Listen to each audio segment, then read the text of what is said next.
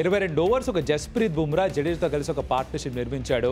దాంట్లో there are occasions where over మొత్తం అంతా తనే ఎదుర్కొన్నాడు. ఏదో 1-6 బాల్ కాదు, 6 బాల్ ఎదుర్కొనే సందర్భాలు కూడా ఉన్నాయి.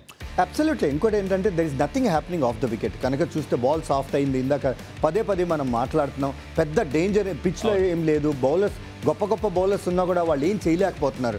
All that they have to do is ఏమన్నా బౌన్సర్స్ వేస్తున్నారు, మన వాళ్ళు బౌన్సర్స్ని అవాయిడ్ చేయటం, ఇది జరిగింది. సో ఇప్పుడు నా మనసులో నడుస్తుంది ఏంటంటే ఈ బుమ్రా ఆడిన తీరు కానీ సిరాజ్ ఆడిన తీరు కానీ కొద్ది గొప్ప అందులో సగం అప్లికేషన్ అక్కడ యశస్వి జైస్వాల్ చేస్తుంటే మనం ప్రస్తుతం ఈ పరిస్థితిలో ఉండేవాళ్ళు కాదేమో. ఎందుకంటే Yashasvi is that kind of a player. ఎందుకంటే is trying to over beat himself. ఇప్పుడు ఏమవుతుందంటే కొంతవరకు మనల్ని మనం ఫ్లెక్స్ చేయగలం. ఓవర్ ఫ్లెక్స్ చేస్తే ఏమవుతుంది, విరిగిపోతుంది. సో తనకు అంత పెద్ద స్కిల్ ఉన్నది తనకి.